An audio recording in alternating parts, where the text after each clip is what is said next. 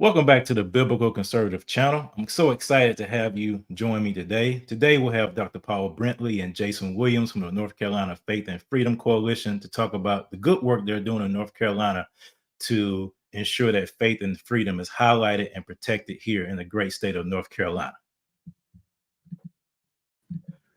Welcome, Paul. Welcome, Jason. How are you doing this afternoon? I'm doing great. Thank you so much, Sean, for having me on today. Looking forward to it. Awesome. Absolutely, man. Appreciate you, brother. Absolutely. Doing well. Yeah. So before we kick things off, if whoever wants to go first, you, Paul, or Jason, just talk about what your role is with the North Carolina Faith and Freedom Coalition, and also just some background for people that may not be familiar with the work that you all do. Well, I'll jump in. So I'm Jason Williams. I'm the executive director and founder of the North Carolina Faith and Freedom Coalition. We started the organization back in 2019.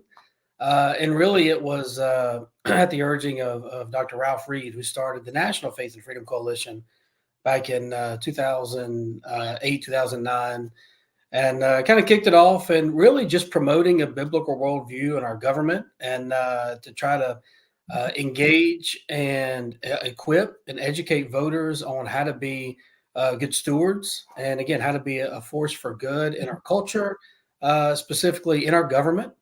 And, there's a lot of people that are apathetic. We'll talk about some of that. But there's a lot of people that really do want to have an impact. And we want to kind of be the conduit for that. We want to help these folks that do want to do something, and they do want to have positive influence on our culture and in their government. And there's a number of things that we do for that. And again, we'll talk about some of them later. And we were extremely fortunate to find somebody like Dr. Paul Brintley. Paul is a pastor here in Gaston County, where I'm from, where I live right now. And Paul, man, has just been an amazing guy. And I met Paul originally back in, I think it was 2012.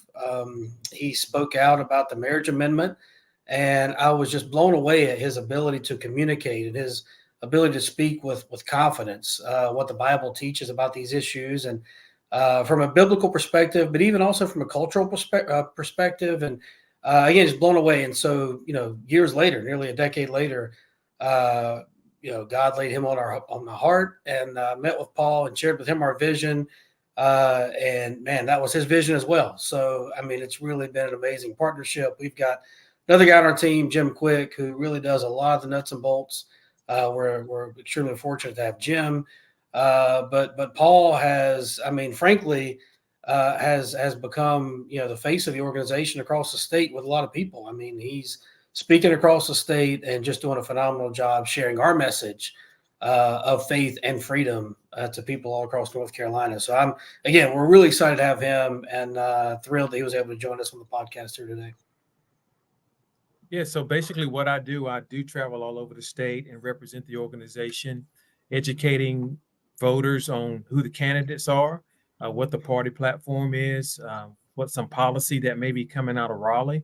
And so that's basically what I do, and motivate, get Christians engaged.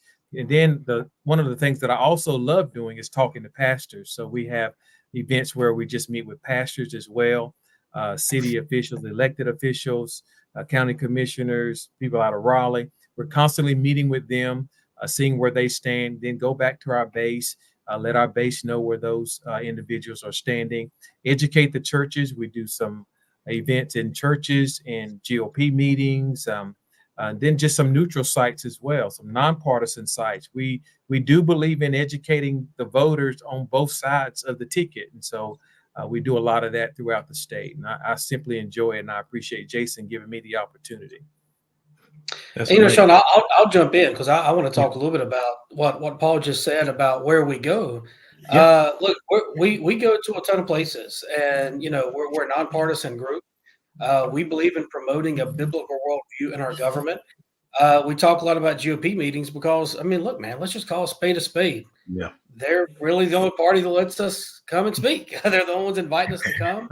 I know, we would welcome the opportunity to share our view and our mission with anybody. But again, I think it's unfortunate. I certainly wish that, we had a state and a country where, where you had multiple parties that were vying for the faith-based vote. And Yeah. unfortunately, that's not the case. Again, I would love it if both parties, both major parties, and again, I know we have a lot of offshoots, but both your major parties kind of shared, the view of people of faith on religious liberty and life and education and things that are just important to all of us from a biblical perspective. And then we were able to kind of maybe disagree and talk about some things like transportation or healthcare. And, Mhm. I think there's good people that disagree on some of those things, and we can have differing views on it. And again, that's fair, that's reasonable. But there's some baseline things and some baseline issues that there really isn't. There's not a gray area when it comes to where the Bible speaks on issues. And so I would love it if again we had multiple parties that were all in on issues that were just basic to our Constitution and basic to what the Bible teaches, and then we could agree to disagree on some other stuff. Yeah. But unfortunately, that's where we are.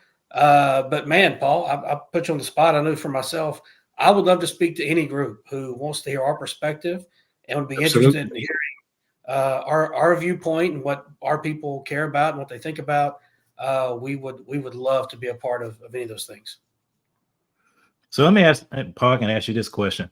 So what is the response when you reach out to those churches? Because I can think of a lot of churches in North Carolina that are predominantly Black that would should welcome the message from the organization, Faith and Freedom Coalition. I know, Victory Christian Center, a church I'm very familiar with. Just how I met Jason, we did a lot of work, voter outreach, things like that, because I was the head of the Get Involved in Government group. But I know a number of churches that could benefit from this information. So what is some of the responses that you get when you all reach out to these churches and, hey, we got this organization with nonpartisan, we just want to educate the believers on what's going on in their government?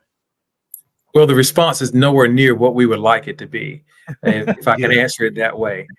We would love a better response, but we get responses from churches that are already preaching and actively in politics, both Black and white churches. We get that response, but just a cold call to a Black church that hey, we want to share some information about voter education or getting people registered to vote.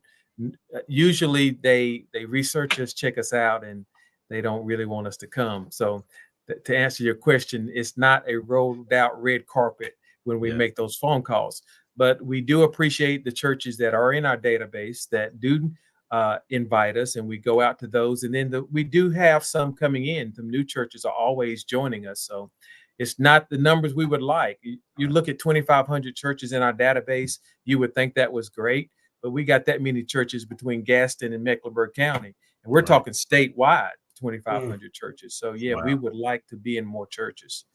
So how can somebody? Let me jump in there, Paul. Yes. Oh yeah, let me take that. Look, with all that said, and Paul is spot on, 100% spot on with all that. With that said, I do think, and again, we'll just be very candid with what the left is doing. They're going so far on so many of these issues that while that number is not where we would like for it to be, you're seeing a lot of Christians, and we'll specifically talk about Black faith leaders that they're getting kind of backed into a corner to where they're having to make a strong choice of whether or not I'm going to be faithful to maybe a party that I've been a part of my whole life, or a movement I've been a part of, or I'm going to have to honor God's word. I mean, these are decisions they're going to have to make. And so I do think you're seeing that. You're seeing that inevitably happen. And if you come to our Salt and Light conference, I mean, you'll see an amazing amount of diversity at our conference, to where you're going to see Black leaders take the stage and talk and speak out about these issues that frankly, again, I'll just be honest with you, that back in 2001, when I started getting involved with the party, you would have never seen anything like this. You would have never seen the diversity that we're seeing. But again, if you come to even our conference, and I don't want to just single us out, but I can speak, about ours. If you come, you'll see just how many Black leaders that are speaking out. Again, not unlike, you two gentlemen that I'm able to share this platform with. You're seeing people speak out, and it's not because you just hate Democrats or you hate the left or whatever. It's because Mhm. we're following a biblical mandate. And again, the name of your show is the Biblical Conservative. Look, that first part of it is the more important part. Right. We're not conservative, or we're not biblical because we're conservative. It's not just a convenient truth. We're conservative because we're following biblical mandates and biblical principles, and that's what guides us. And I think you're seeing that. You're going to, and hopefully and prayerfully, you'll see that more and more. And so I think folks like you, like Sean and Paul, and many others across the state and country, I think you're really helping and empowering others to have the freedom to speak out when maybe they weren't comfortable back in 2001, 2004, and other times where they were standing alone. So again, I'm grateful for your work, and I think if you come to our conference, I know Sean, you've been before, but if Yeah. you come, you'll see the amazing amount of diversity. So I'm thrilled with it, and we're just going to keep working. We're just going to keep trying to increase those numbers. That's true. That's true. I do want to definitely talk about the Salt and Light Conference, but just for some of the listeners, what are some things that you all have been involved in from a legislative perspective? I know there are a number of wins that the organization has been a part of, but if y'all can just touch on some of those things that you've been a part of, especially recently with the law that was passed with the abortion bill. I know, Jason, you were heavily involved. I'm sure you were involved too, Paul, on that front. I mean, yeah. So look, I think probably the three of us, I think could say, look, if we could wave a magic wand, we would just end abortion in North Carolina. We would end abortion in the country. We would protect those most innocent among us. At the end of the day, you know, our culture doesn't share our view as a whole. So I think the approach that we have to take is, what can we do? What approaches can we take legislatively? What approaches can we take that will, you know, result in fewer abortions, specifically in North Carolina, which is what we're talking about, fewer abortions, while also, let's do it from a compassionate standpoint. Let's make sure that we're, able to help women. Look, I've got 6 kids. I know what it's like when you have kids, and you're scared. I couldn't imagine, my wife and I, we were married and went through all of it, but I couldn't imagine some of these ladies who maybe made a bad decision. Maybe something happened. Maybe the man up and left. And again, that we could certainly talk about that for a long Yeah. time. But there's a lot of things that could happen, and I think we need to make sure that they've got the tools and the resources available to them. Let them know, hey, you're not in this by yourself. And whether that's through crisis pregnancy centers, and let's be honest, that's really where the church should be stepping up Right. and getting involved in those things. So I think from that standpoint, that's the approach we took. And so ultimately, the consensus was a 12-week abortion ban, but it also resulted in maybe some better care for ladies through funding of crisis pregnancy centers, other access to health care and things of that nature. So I think it was as good as we could have gotten right now. Again, I would love to keep working to see if we can keep reducing the number of abortions in North Carolina.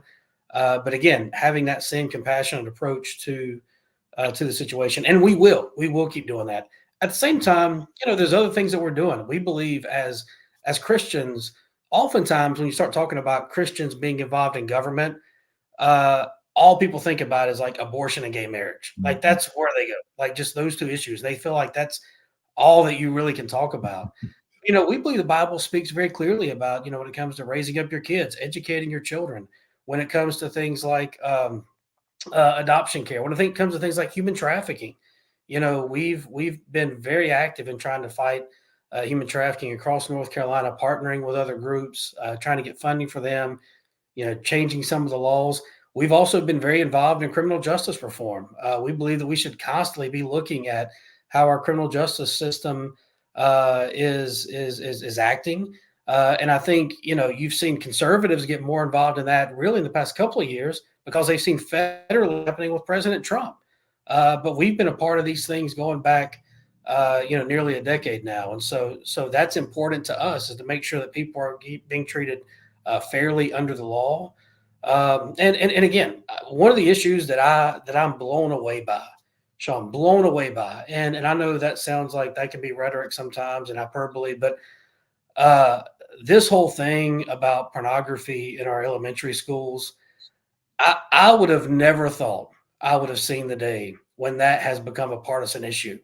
I don't know how you can have another viewpoint on this. And look, I hesitate to try to demonize the other person or somebody across the aisle, but I will say this point blank and for the world to hear it. If you're for exposing elementary school students or any students for that matter, but certainly elementary school students to graphic pornography, that's evil. Yeah. That is just pure evil. It's wrong, and it's wrong whoever's doing it. And we heard at the DNC them get up, day after day and talk about how conservatives and Republicans are trying to ban books and things like that, but they're talking about pornographic books, and it just blows my mind. I would have never thought that anybody would have taken the opposite view of something so common sense. So anyway, we've tried to deal with that and address some of that at the local level, at the state level, and just trying to deal with some of those things. And again, Paul, really, I kind of talked about all the issues, but it's been a team effort. Myself, Dr. Brintley, and Jim. We go up there, and really, it's a little less advocacy and more about just generally educating legislators about Right. the impact of some of these things and educating them on where people stand on the issues and things of that nature. And we found that members of the General Assembly have been generally receptive to that. And hey, we still got a long way to go, but look, I mean, that's what we're doing. We're in this for the long haul. A couple other things we worked on is school choice. We've also helped to protect women's sports from guys playing in those sports. We've advocated on voter ID. We think that if I have to go and show my ID to get on an airplane, it's okay for me to show it to vote. So we've worked on a lot of different policies throughout the state.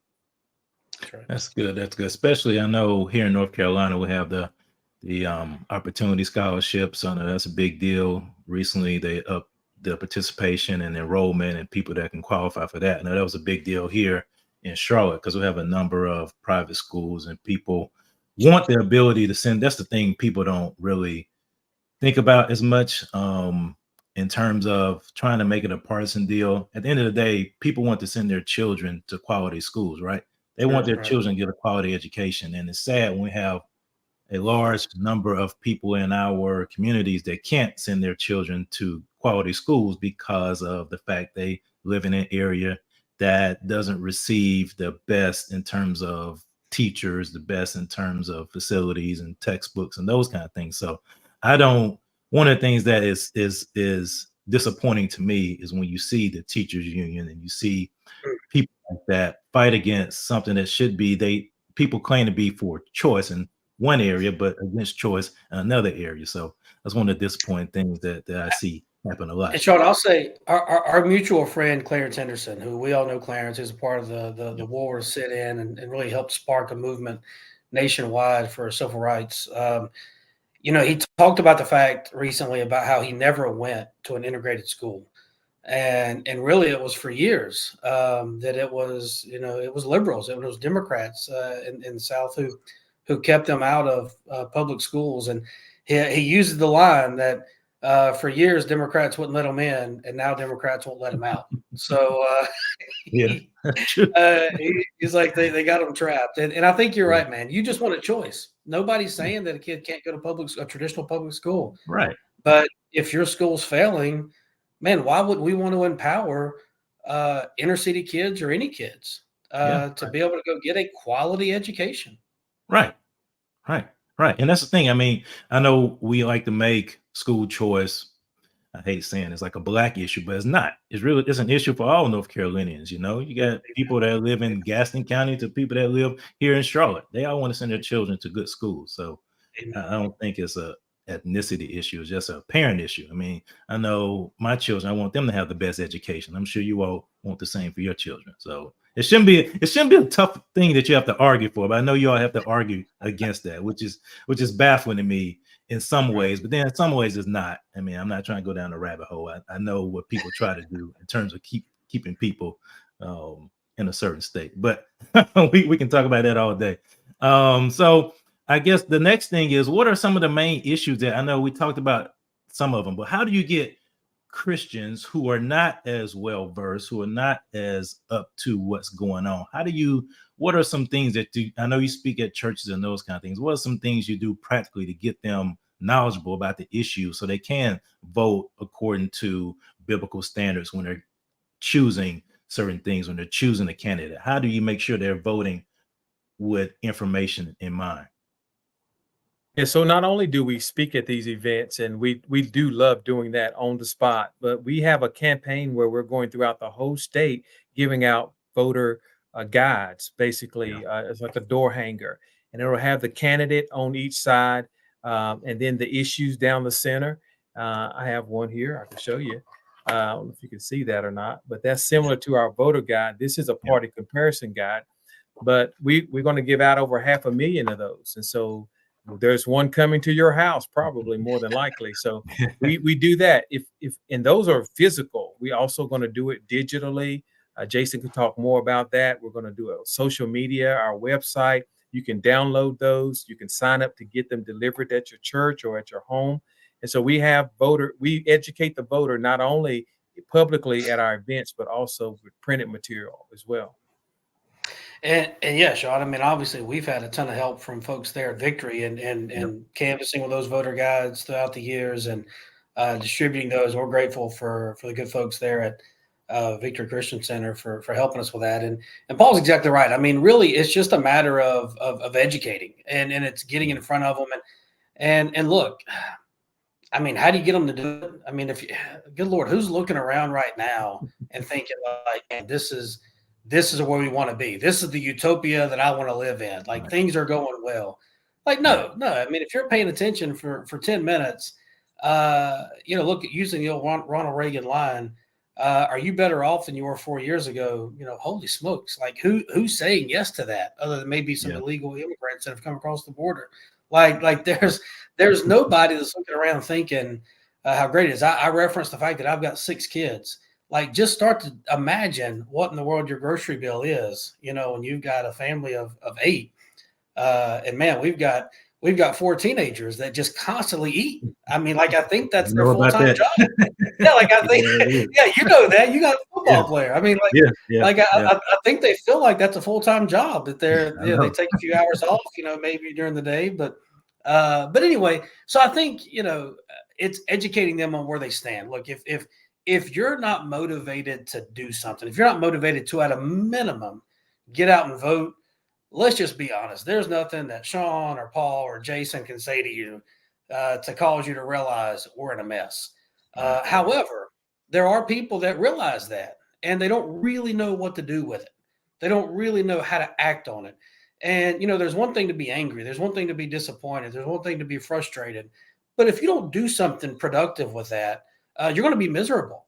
And so it's trying to figure out, how do we take that? How do we take that mentality and that attitude and maybe even some of that frustration and channel that into something productive? And we're just trying to educate people. Like Paul said, we're going to knock on about 500,000 doors across North Carolina, give them a voter guide. It tells them where the candidates stand on the issues.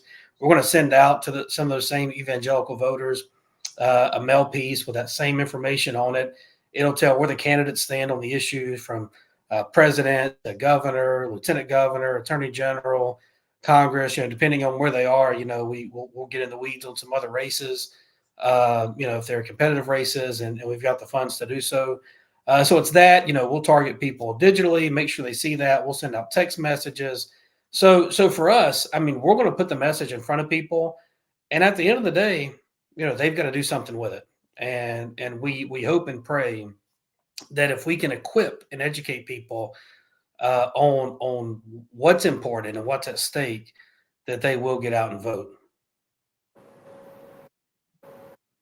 Yeah, I know those voter guides been very handy for me over the years. I mean, very succinctly lines up. And one of the things that we did at Victory was we presented it as a nonpartisan, but we told them this is the stances of the parties, the platforms, and you have to vote according to the one that closely aligns with biblical values.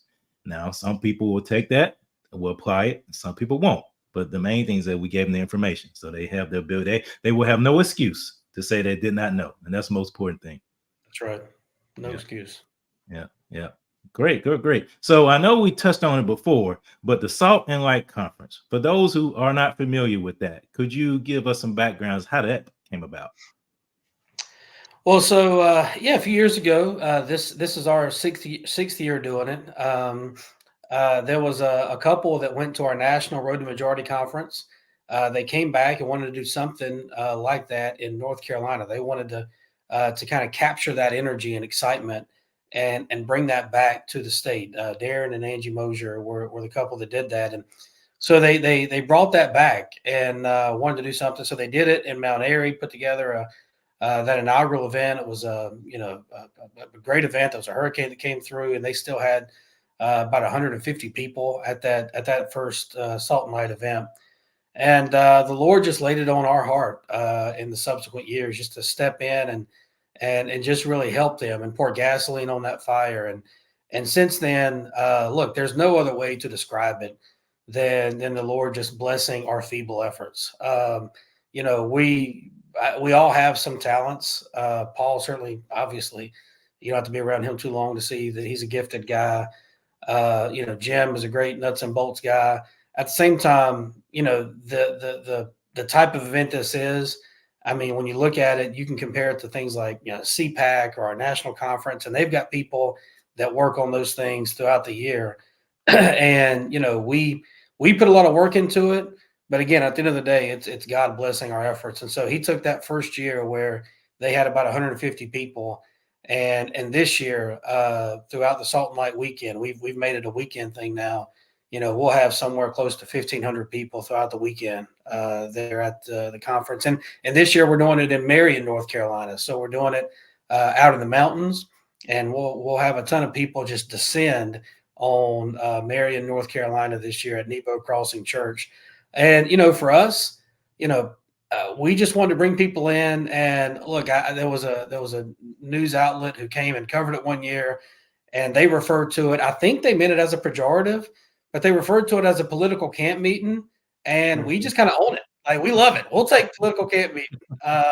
We try to have a ton of diversity from really across the board. We've had Democrats, we've had Republicans. We've had, every ethnicity. Obviously, you'll see a diversity of color. You'll see a diversity of thought. You'll see a diversity of issues that are discussed. And so you're going to hear from really all spectrums of even the conservative center-right movement. We'll have some people that maybe are a little more moderate to those that are on the far right wing of the party. But you're not going to be there too long until you're going to hear the gospel presented to you. And so we make sure that if you come to any of our sessions, that at some point during that session, we're going to share the gospel with people that are there and share with them a biblical message, and make sure that they leave, to your point, Sean, that there's no excuse. They know the truth, and we're going to give that to them. And so we want to make sure, one, look, you're getting a political message. You're going to get inspired and encouraged. I promise you, if you come, you're going to be inspired and encouraged. But you're also going to be exposed to the truth. And so, I just think about, Friday night, we'll have Lieutenant Governor Robinson will be keynoting Friday night. I think John Emanchukwu is going to be speaking Friday night, who's just, my goodness, probably one of the best speakers we've got here in the state of North Carolina. I love Pastor John. And Carol Swain, she'll be with us. And then, of course, Saturday we have Pete Hegseth, Dr. Ben Carson, Todd Starnes. Look, I'm leaving so many people out, but it's amazing the type of lineup that we can put together here in North Carolina and in the mountains of the state, really, not even within an hour of any airport.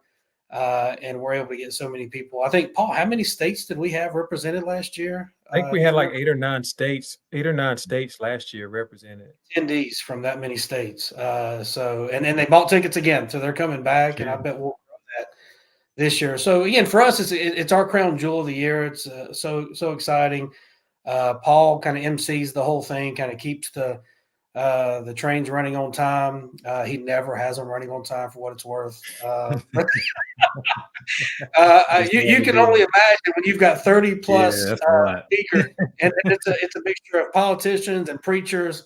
So yeah, we'll give them a pass. So sometimes it's not easy to keep these guys running on time, but anyway, but it's amazing how it still comes together at the end, and somehow it all comes. And people just really get encouragement from the Word of God. So anyway, we're excited about it.